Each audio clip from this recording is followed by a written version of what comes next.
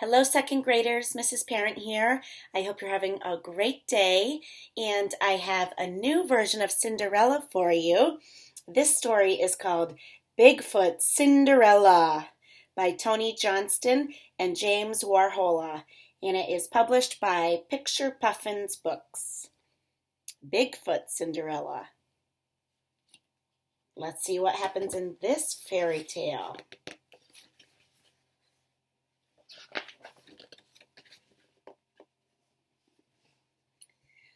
Once upon a time, that's a noticing, right? That we hear in a lot of fairy tales. In the old growth forest, a band of Bigfoots lived. An enormous snag towered above the other trees close to their camp. Inside its hollow halls of bark lived a dashing Bigfoot prince. He was tall and dark as a Douglas fir, with feet like cedar stumps. He was as odoriferous as his tree home was coniferous, and so horrendously hairy that Bigfoot women near and far longed to marry him. There he is, Bigfoot.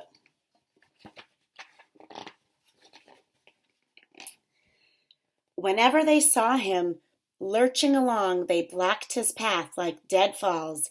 They draped wildflowers around themselves. They batted their matted eyelashes to stun him into love. But the prince loved nature best. "No pick flowers," he bellowed at them in a voice as rough as bark. There are all the women who want to marry Bigfoot. And he likes nature best. So he says, don't pick the flowers. In this place there lived a Bigfoot woman and her 3 daughters. Well, all 3 of them lived together. The daughters were puny things with dinky feet, almost furless as Bigfoots go, and as sour as little green berries. They spent their days bathing and picking their teeth with fish bones and sleeking their fur with pine cones. For fun, they threw rocks at spotted owls. That's not very kind, huh? Those are the stepsisters, and we'll see. They might be the villain in this story. They have been in some other Cinderella stories we've read this week, and it sounds like they're being evil here, too. The stepdaughter was just the opposite, nearly as woolly as a mammoth, golden as a banana slug, with feet like log canoes. She loved nature and would harm no creature.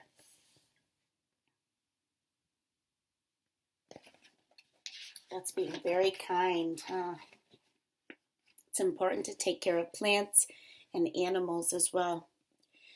Her stepsisters despised her and they made her work. Although her name was Ella, they roared at her so much that everyone called her Rella. Rella, fix fire. Rella, catch fish.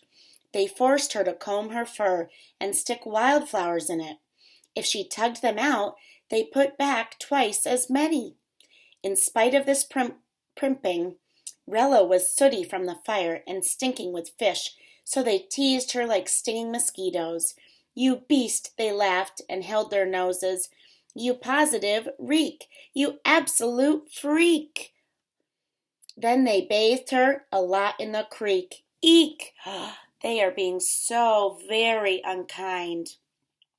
They are being definite villains in this version of Cinderella.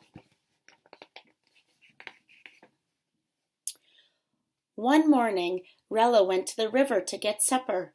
She fished all day and tossed her catch onto the bank in a silvery pile. Suddenly, a grizzly bear appeared. He seemed hungry. Rella was bigger than the bear, so she could have shooed him away, but she was too kind. She let him have the fish. When she shambled home empty-handed, her stepsisters rubbed their bellies and bellowed, "Food, food, food." They forced her to fish all night. That was very kind of Rella to share, especially when the bear was hungry and bigger than her.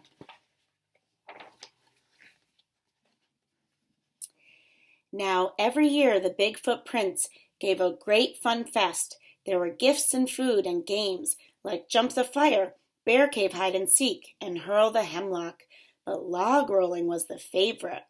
This year, whichever woman rolled the prince off a log and into the river would become his wife.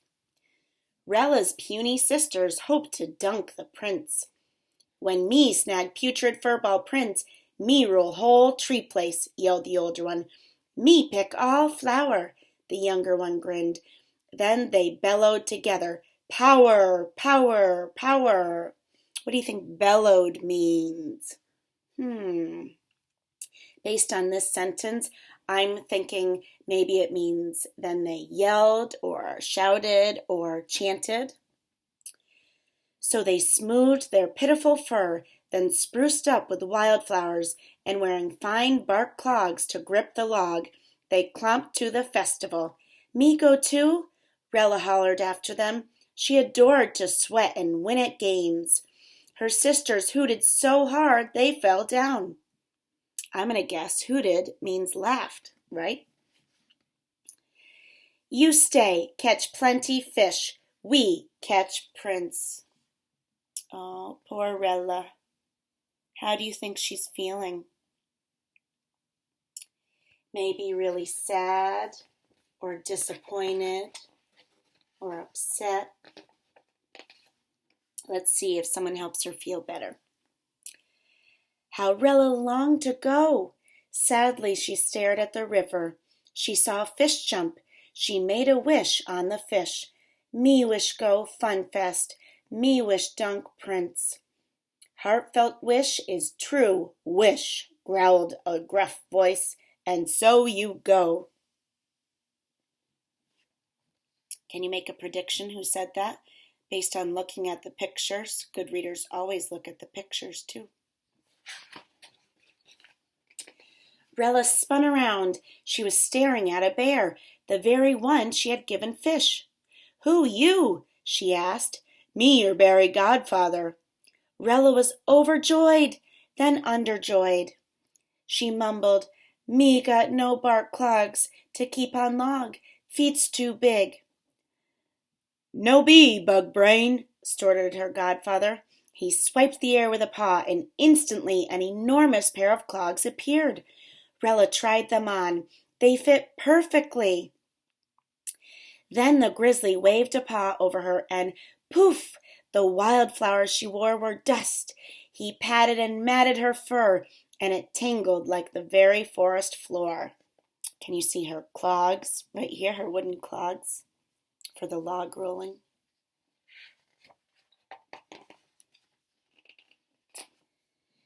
She boomed, Thanks, and gave him a crunching hug. Be back sundown, he warned, or you be like sisters make you. No furry and smelly, but plenty flowery. Rella wasn't worried. She had lots of time. She skipped off, shaking the whole forest as she went. Now, how do you think she's feeling? I would say excited, happy, overjoyed, grateful. And it looks like her, the bear was her godfather, so he was one of the heroes in the story.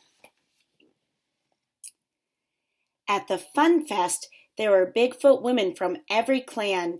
The games had begun. One by one, the women leapt onto a log where the prince crouched, ready. One by one, he dumped them into the water. Rella's stepsisters hated games, but to catch the prince, they'd do anything, even give logs a twirl. And they hoped a good drenching might even wash off his stench. But they never got the chance. When their turn came, the prince saw their wildflower chains and glowered. He tossed them in the water, snarling, No pick flowers. Here are all the women trying to knock the prince off the log to show him their strength so that he can marry them. The day grew late. Everyone had tried to win. Everyone had failed.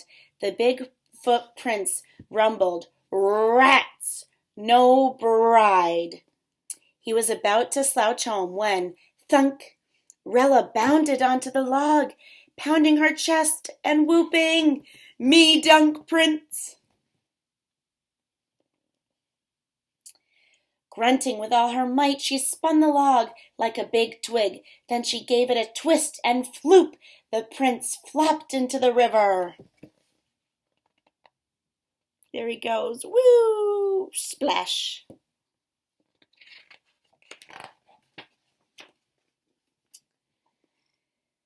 There was a stunned silence. The Bigfoots were so slow-witted, so it took them a while to figure out what had happened.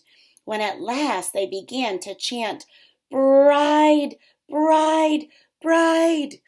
The sun was setting.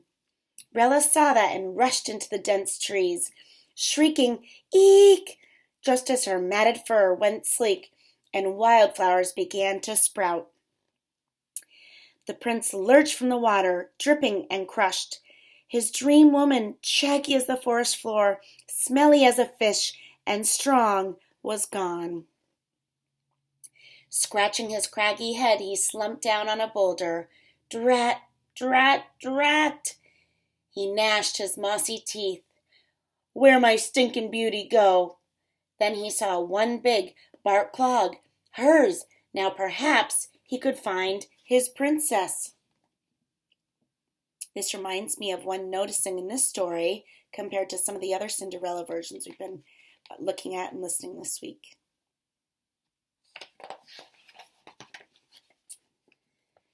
The prince shuffled from snag to snag, cave to cave, lugging the lost clog. But though all the Bigfoot women tried it on, it was too large for anyone. The moment he reached Rella's cave, her stepmother and stepsisters pounced on the prince, wrestled the clog from him, and jumped into it eagerly. Their feet were so small they all fit in it at once.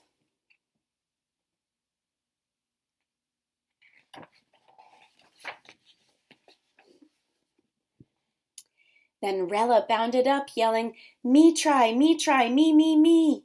She did, and her foot fit the clog like a seed in a pod.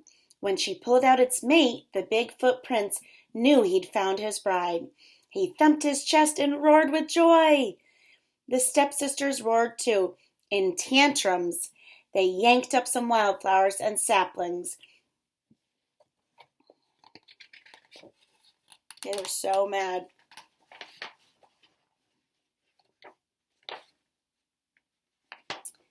Soon there was a rowdy wedding in the old-growth forest. Everyone was invited. Even Rella's stepmother and stepsisters could come, if they followed these rules carefully. No pick flower, no pull tree.